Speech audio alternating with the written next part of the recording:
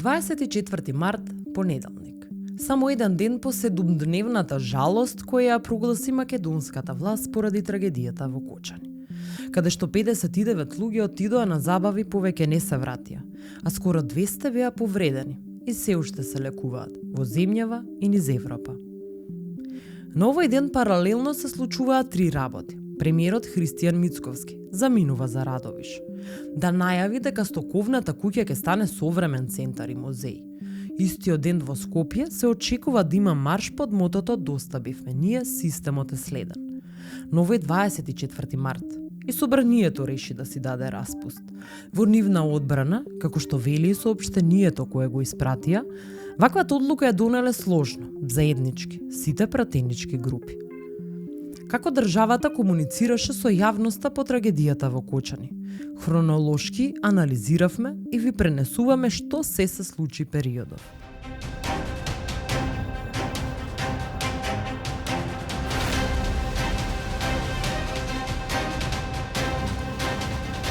Кој не сака сликање од новинари? Ќе ве замолам новинари без сликање и без медиуми. Одиме од почеток. И додека 6 дена на пресконференции слушавме за одговорност, правда, кое дете каде е испратено на лекување, дека се помага, дека истрагата оди добро. Последниот ден од деновите на жалост, на 23 март, од владината говорница се испратија повици дека не би сакале да има државна дестабилизација.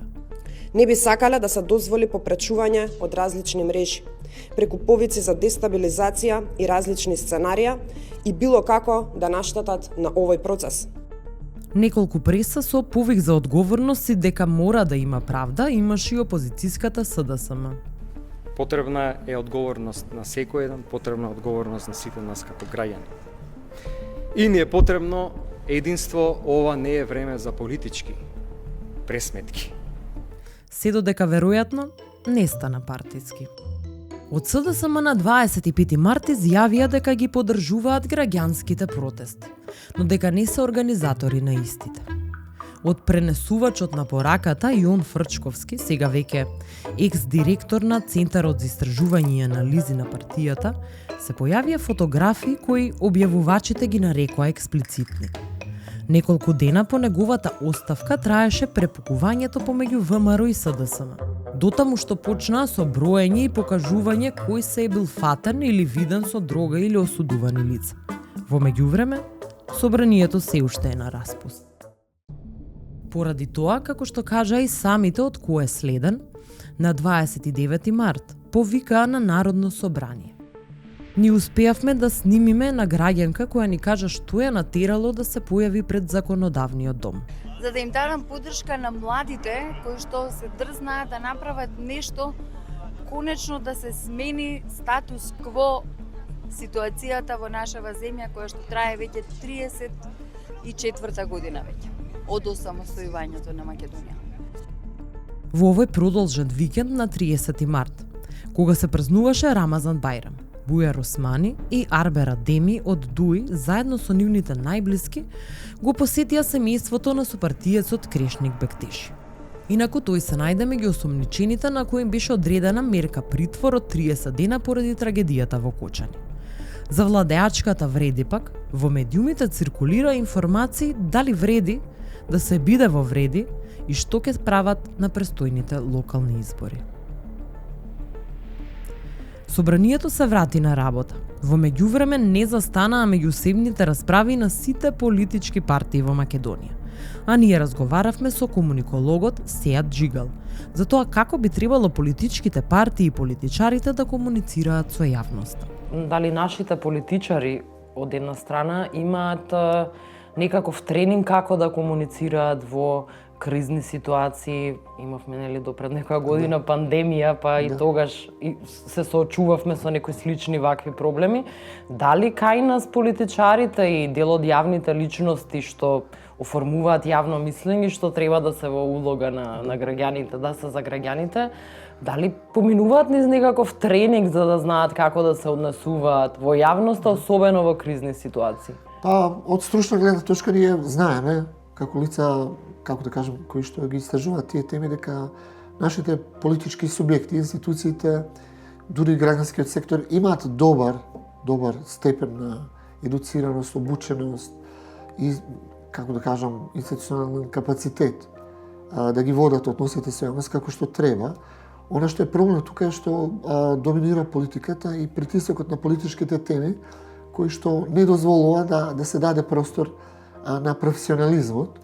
Дури кога имате представници на институциите, тие во своите настапи не се обраќаат кон пошироката општествена јавност или пошироката публика, тие повеќе своите говори, настапи и комуникацијски содржини ги таргетираат, ги насочуваат кон своите потесни политички интереси, односно кон својата, да не кажам публика, туку кон своите целни групи кои што дури од позиција на институции тие треба да бидат информирани или да им се каже тоа што тие го очекуваат.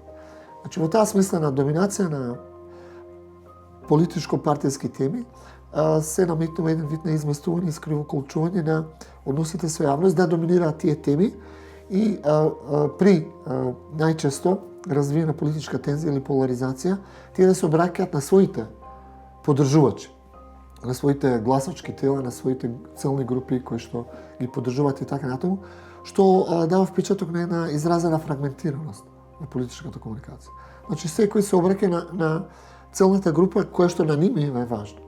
Дури министри, дури градоначалници, значи повеќе своите говори и политичка комуникација ја насочуваат кон оние кои што ги поддржуваат.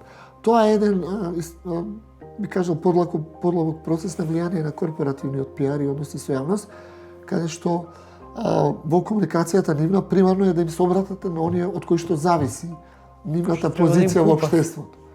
И тоа е еден и регионален и светски феномен, еве кога ги анализирате, да речеме, говорите на политичките светски лидери, тие повеќе тежнеат, гравитираат, имате некаков магнетизам кон своето гласачко тело.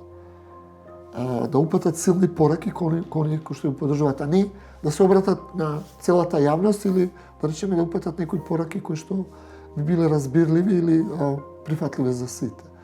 Значи во таа смисла партизацијата, политизацијата влијае на фрагментирање на политичкиот дискурс. Тој да се насочува кон стриктно дефинирани целни групи и практично ние која реагираме на некои изјави и не се согласуваме со нив, практично не разбираме дека тие не се пратени за сите нас. Туку за одредена целна група, за да им сигнализира како треба да се однесуваат или како треба да ја осмислат реалноста, особено политичката реалност. Како треба тие да толкуваат. И во таа смисла тие односи со јавност се е за нив ефикасни и прифатливи. Тие им дават сигнали како треба да ги толкуваат дневно политичките настани. За крај подсетување како политичарите треба да комуницираат и со новинарите и медиумите, но и колку е улогата на новинарите особено важна во вакви сензитивни моменти за целата држава. Најсреќата беше на 16 март. Уште истиот ден имавме реакција, имавме соопштение и тоа не беше да речеме некои насоки, туку подсетување на кодексот на етика на новинар и подсетување на политичарите како треба да се однесуваат. Зошто? Затоа што забележавме непримерно однесување од нивна страна, посебно во оние ударни моменти на важни информации кои што им беа потребни на граѓаните, на сите кои што беа пред телевизор, пред телефон или било која информација која што беше споделена во тој момент. Новинарите се тука, исто како и политичарите, одговараат пред јавноста. Едните ги споделуваат информациите, чија обврска е, а другите се тука да ја споделат таа информација понатаму. Тоа е медиумот кој што го представуваат и не смеат политичарите да бидат арогантни, да не одговараат на прашања. Новинарите не ги поставуваат прашањата затоа што едноставно немаат што друго да прават во животот. Не е туку, тоа е нивната професија, која што ако сакаме професионално да ја вршат, мора да има информација. Тука почнува се.